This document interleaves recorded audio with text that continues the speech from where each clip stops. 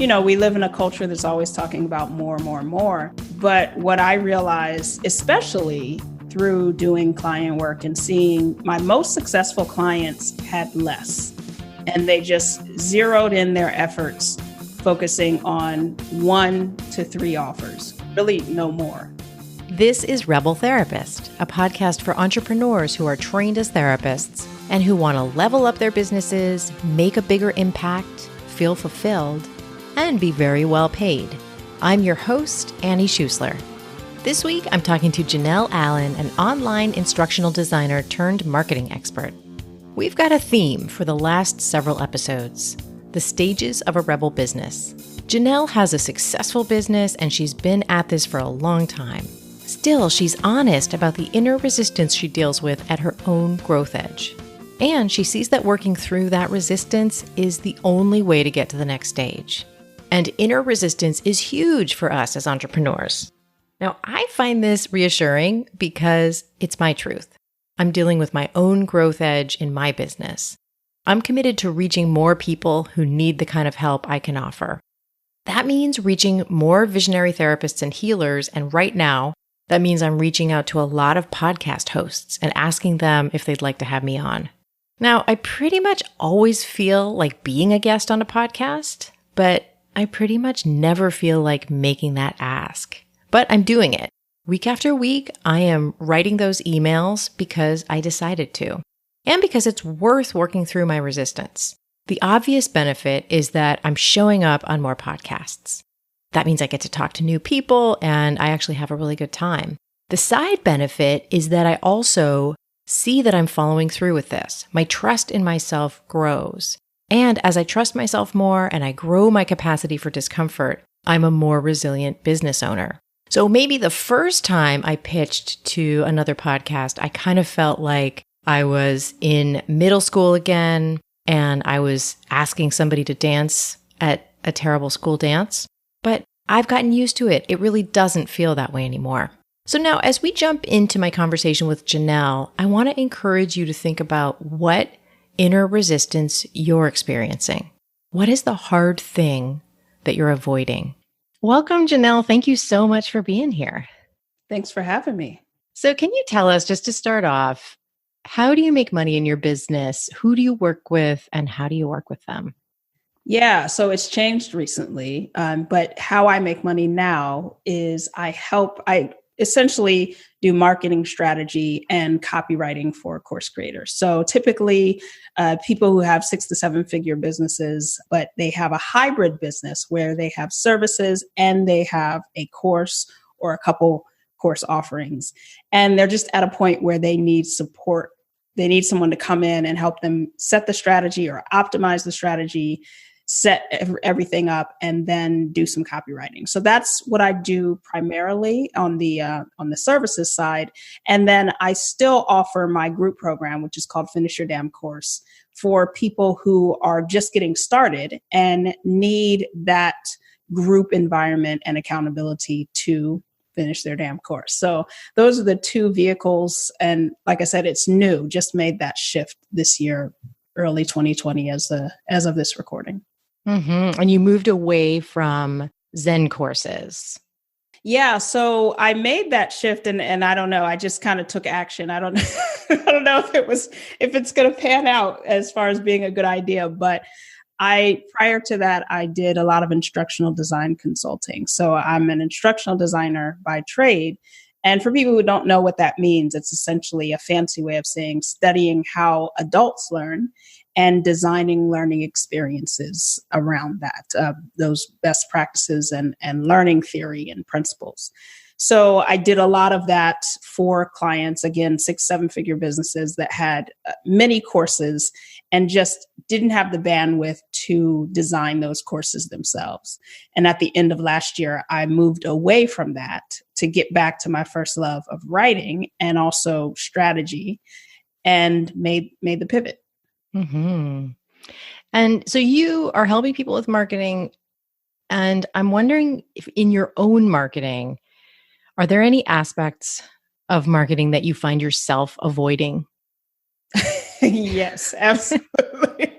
So I've been working on launching a YouTube channel for probably 6 months at this point. And just, I have this big mental block because for two reasons I've discovered. One is the idea of editing video. Absolutely don't have the bandwidth. And then, finding someone to do it just feels like a lot. And then the other thing I've realized is I'm very comfortable doing live workshops, webinars, speaking on podcasts, but being on camera and putting myself on YouTube just for some reason just really scares the crap out of me. So that is the thing that I find myself avoiding with regards to marketing. Just putting myself out there using video is something that I see myself avoiding. I see. Okay. So it's not even so much, it sounds like the video itself as much as the pre-done video. It's a little bit of both. Video just feels so vulnerable and, everything is out there. And I don't know what it is. I can do a live workshop with my audience or a joint webinar, and I don't bat an eye, but something about, putting myself out there on YouTube, the second largest search engine in the world, it's just, I don't know, heart palpitations. That's so interesting, even though that's part of probably what's making you want to make that switch. Yes, the desire or motivation to make the switch came as a result of realizing, the best thing when you're trying to figure out where to market, the best thing to do is to know where your audience is. And so I realized that a lot of my audience was already on YouTube, and a lot of my clients are using YouTube with a lot of success. So that's where the impetus came for me. But yeah, I've just had this resistance. The podcast has been so easy and natural. This whole YouTube thing has just got me. I have to admit, I was so bummed out that you decided to put your podcast on hold.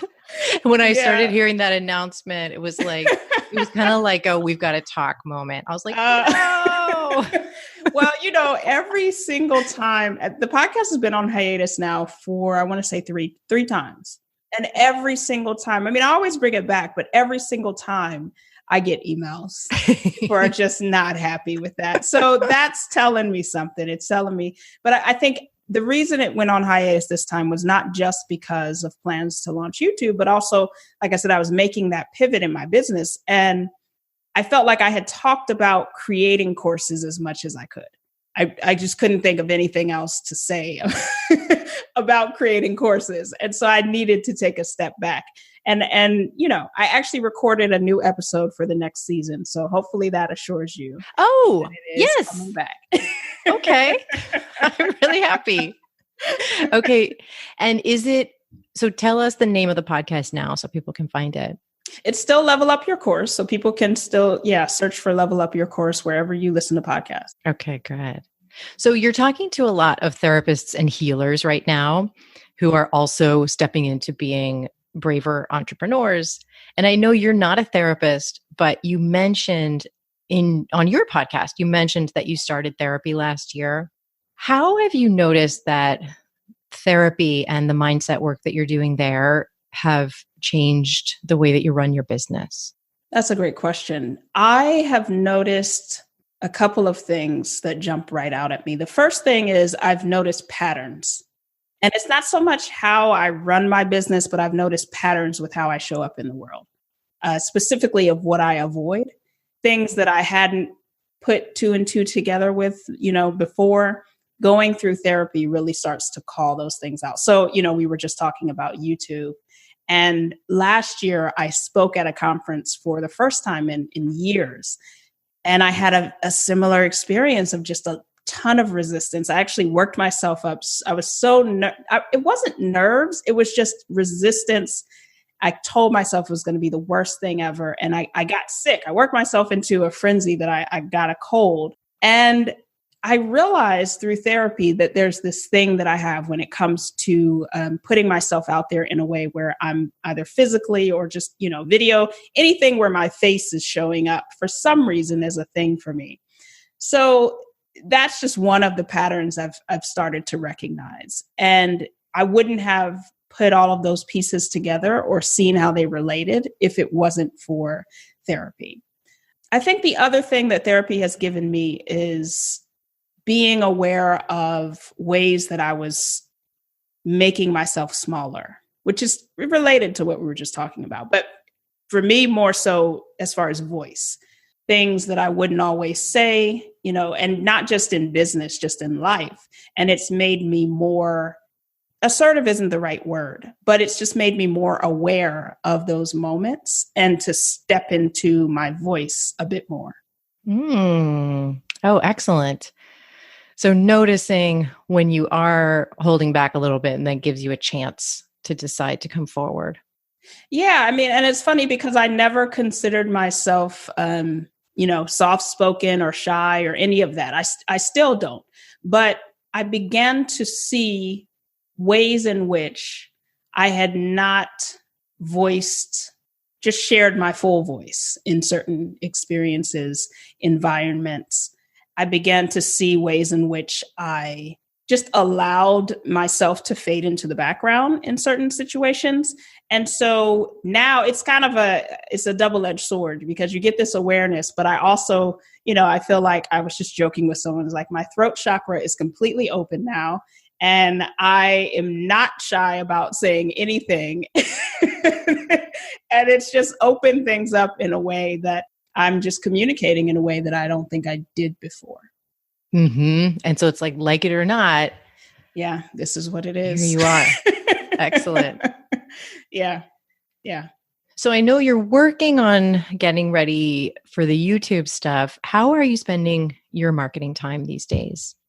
It's funny because these are timely questions, Annie. I love this because now that I'm doing marketing for clients, it creates less time for your own marketing, right? So what I've had to do and I just did this today, is basically block off times for strategy. I rely on a lot of automation. So not just marketing, but for intake and everything. So setting up funnels and systems that will allow me to not have to spend my time every waking moment managing the process and where people are at. So email marketing is a big thing for me. Like I said, using different automation tools to make sure everything is happening the way that it needs to. That's where I'm at, just optimizing things in that way. And I am also streamlining. So I mentioned not offering the instructional design services and really just getting down to the two core things that I do, which is the marketing consulting and the group program, and just keeping things nice and simple and having funnels that are automated for those two offers. Beautiful. I'm wondering, so I really relate to what you just said. I just closed what used to be my biggest program, and I'm now only focusing on create your program and then a follow-up mastermind. And that's it. And I love it. And it can be a little bit scary seeing that I've kind of taken my own advice finally, and I'm really doubling down on what I love and on what I really want to grow. Yeah. And it's a little bit scary to see like that other thing is completely gone. It is scary. And I think, we live in a culture that's always talking about more and more and more. But what I realize, especially through doing client work and seeing my most successful clients had less, and they just zeroed in their efforts, focusing on 1 to 3 offers, no more. And that helped me to feel comfortable enough to make the call. Also with working with a business coach last year to say, you know what, I'm going to scale down because quite frankly, I can't do all of this anyway.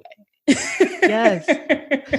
I'm just cycling out really quickly if I try to do everything and not giving everyone my best. So, is it perfect? Absolutely not. There's still things that I struggle with, especially when you're overhauling your systems and you're trying to do that and you're still working with clients, and it's still a lot. But I think what's different for me this time is I can see the light at the end of the tunnel. I know that it's temporary thing. And then once everything is optimized, it's just going to be so perfect to just have really specific offers.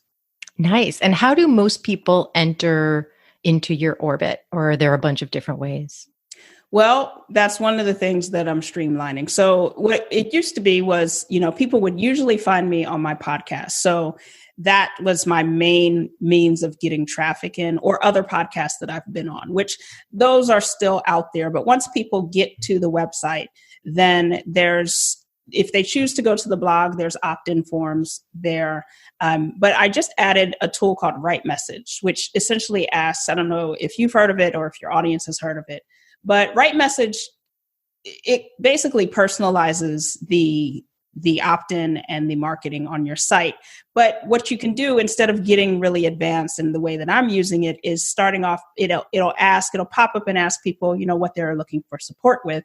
And then it'll present them with in my case, one of two resources for them. So if they're looking for help with creating their first online course, then it will present them with an online course roadmap where they can download that and then learn more eventually about my group program.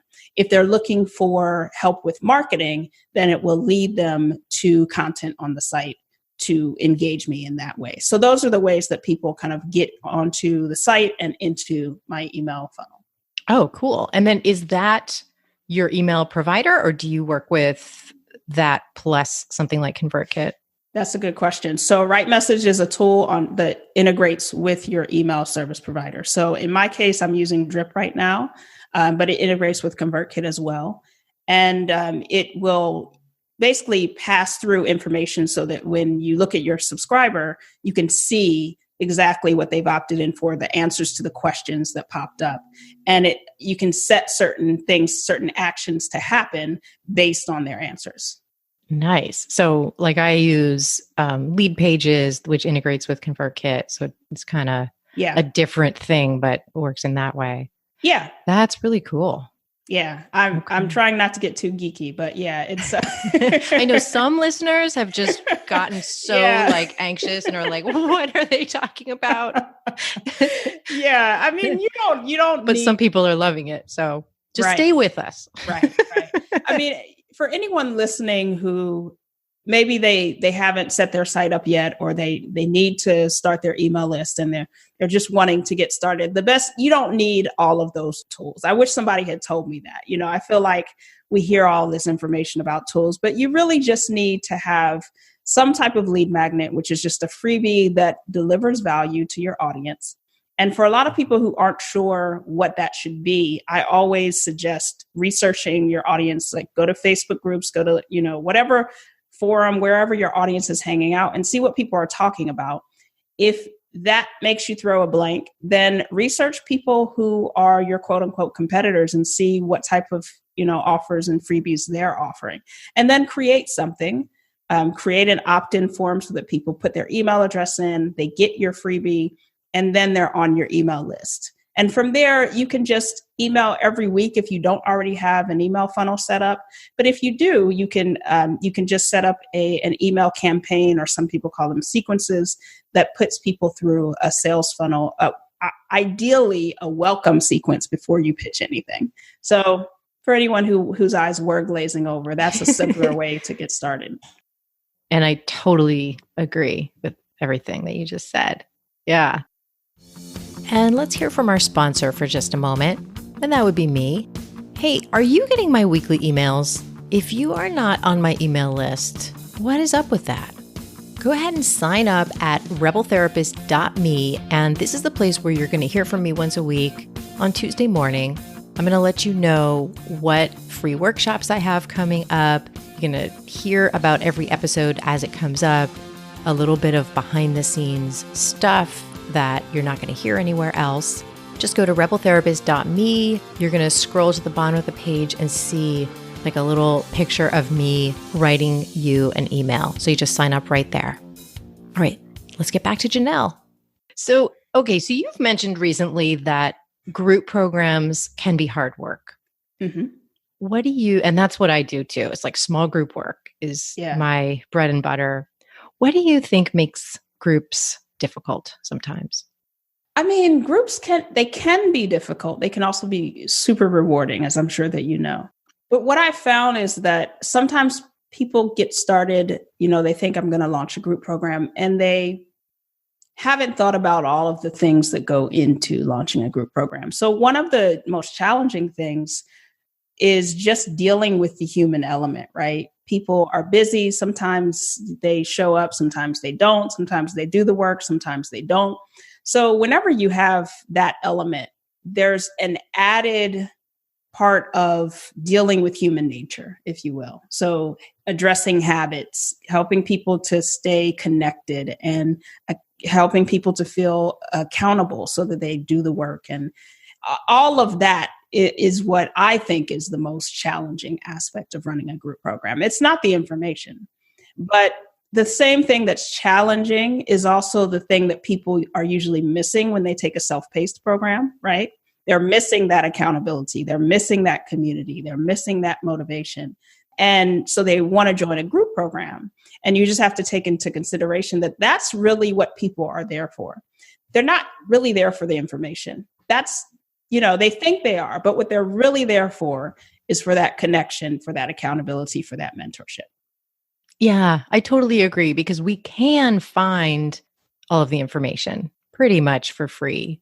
I mean, it's going to be really hard to walk through it all and avoid a really long learning curve, but we can find it. But yeah, I totally agree that we want, when I do a course or a program, I want someone to hold my hand a little bit, inspire me, like walk me through it.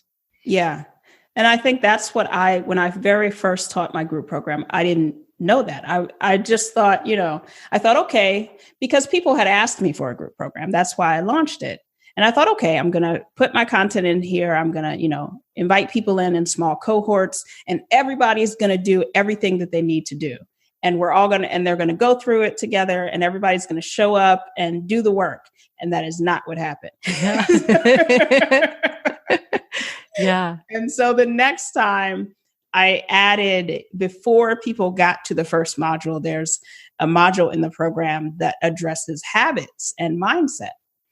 So what's great about that, and I've talked about this, is it has become a predictor of student success. The students who skip that module or phone it in, they end up doing the same thing throughout the course. The students who go through it, do the exercise, get insights, they end up doing well, and they do the same thing throughout the course. And so that's been super eye-opening to see. It's really habits and mindset that are the predictor of success, Yeah, I find that too. I have people do, the Gretchen Rubin Four Tendencies? No, I don't. I've heard of Gretchen Rubin, but I don't know the Four Tendencies. So she's got this theory, and she has a quiz that goes with it, this theory that we're all kind of motivated by different kinds of expectations, and we fall into, according to her, these 4 categories. And so I have people take this test, this quiz, before they start my course, where they find out, and they can disagree with it and choose which type they are. But they take this quiz so that they can see, am I somebody who's really motivated by having outer accountability? Or am I motivated by the questioners, who I get a lot of, are the ones who are really motivated by inner accountability, where they need to have all of their questions answered. Everything has to really make sense to them before they have buy-in. So I kind of help people look at, what is it that's going to actually motivate you through, like for me, it's like a 5-week program. So like, what do you need to do to stay motivated for the next 5 weeks? Because for some people, I think it's more outer accountability, like having due dates and having, knowing I'm going to check in on you at the next call. And then for some people, it might not be that, and it might more be they need to totally understand that this is a good use of their time. And once they have that buy-in, then they'll do it. Yeah, I think for me, especially with online courses, because the thing about online courses is it seems attractive to a wide variety of people. And that's good. It has like anything, it has its pros and cons. What I found is that a lot of times people want to jump to creating a course before, maybe they haven't even figured out what their business model is. Maybe they don't have an audience or anything, but they just fixate on the idea of creating a course. And so that first habits module has been so helpful because, I do ask them before they even get to the habits module, just to confirm, okay, where are you at in your business? Because I used to have a prerequisite that you had to have an email list, because I found that people who didn't have a list, it became really hard for them. You create this course and then you don't have anyone to sell it to.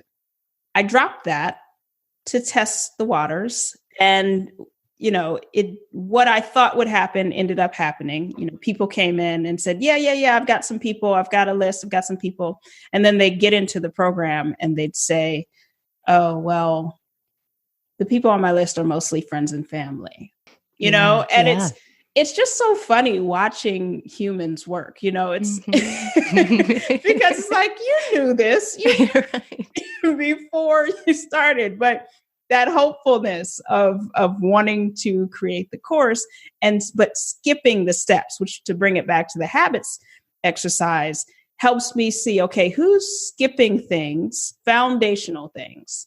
And again, it's been just uncanny how accurate it is in predicting, and not just predicting, but the behaviors, skipping certain parts of that habits exercise, skipping certain parts of the course, skipping certain parts of growing a business.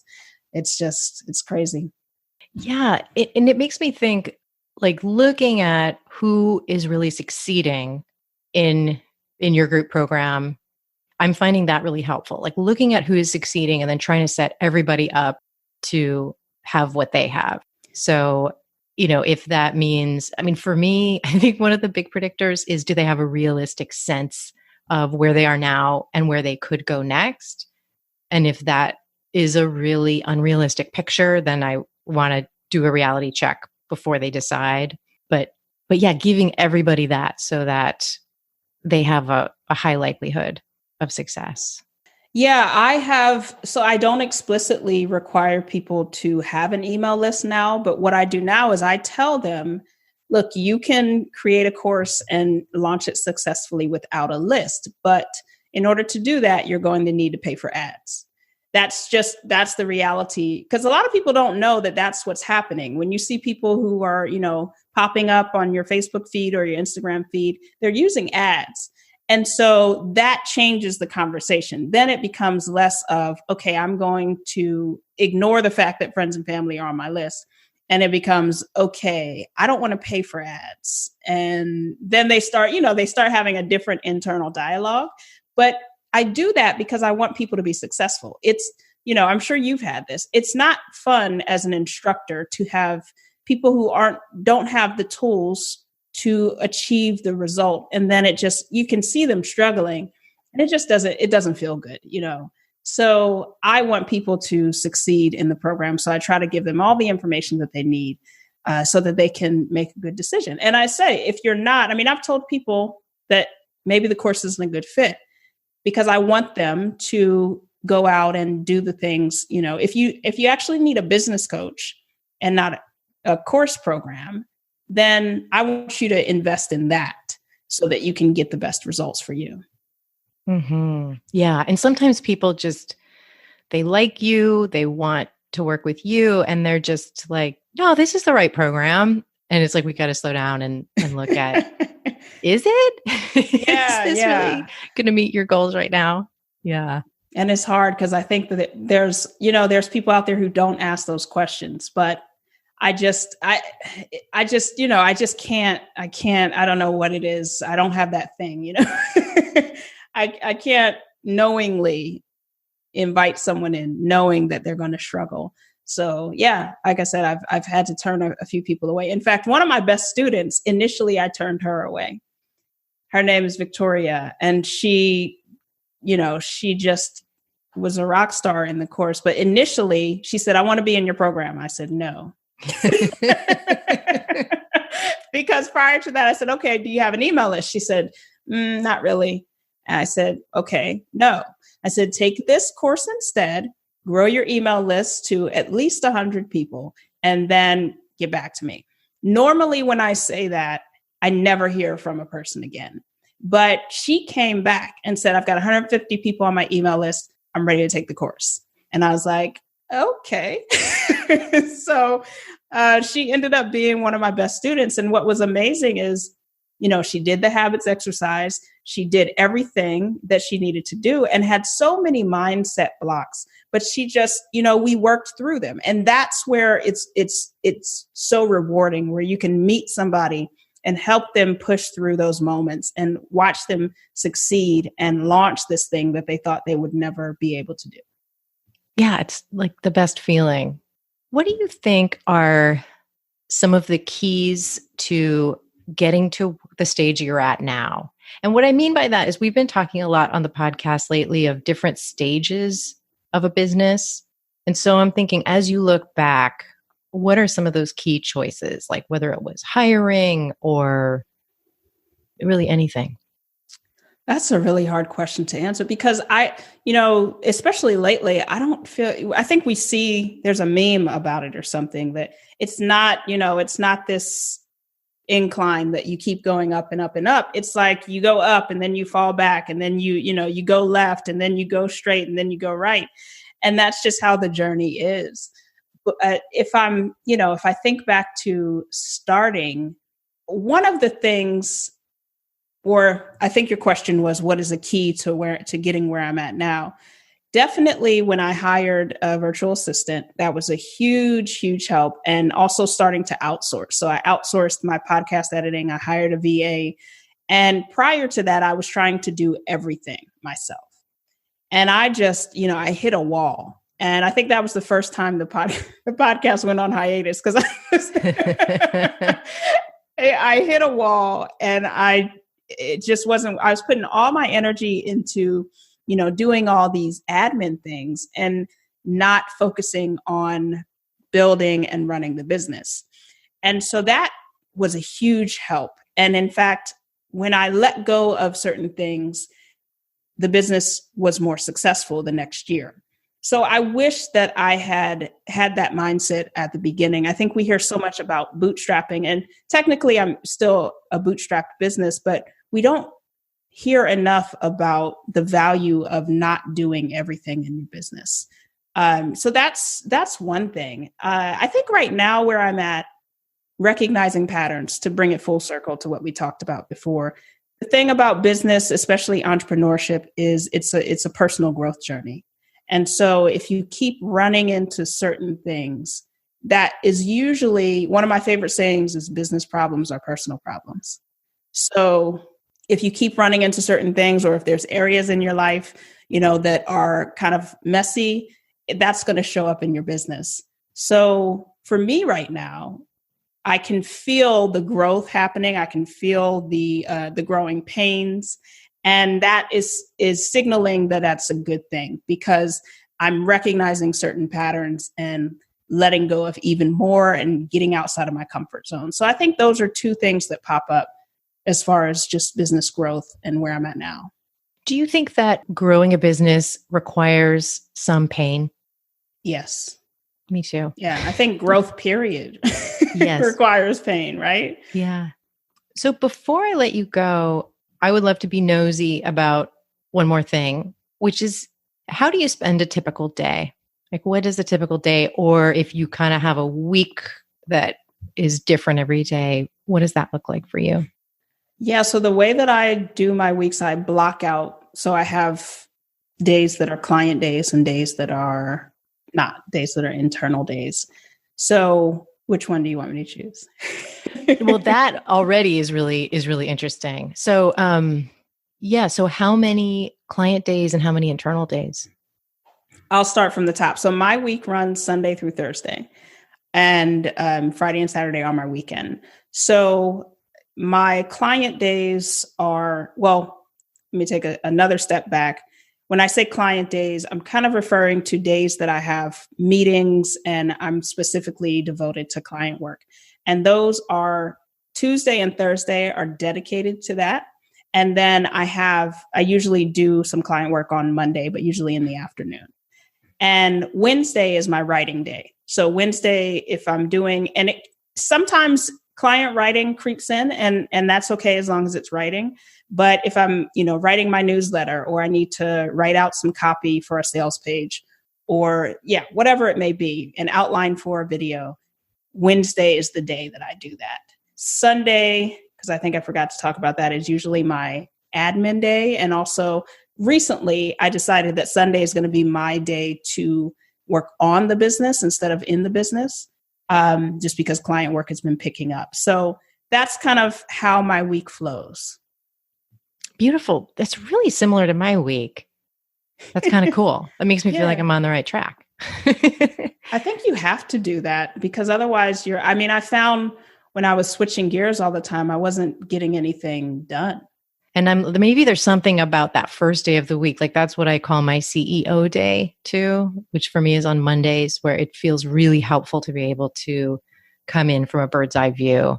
Yeah. One day a week. Absolutely. I think it's essential. I mean, when I don't do it, everything feels off. So every Sunday I do that CEO time to plan.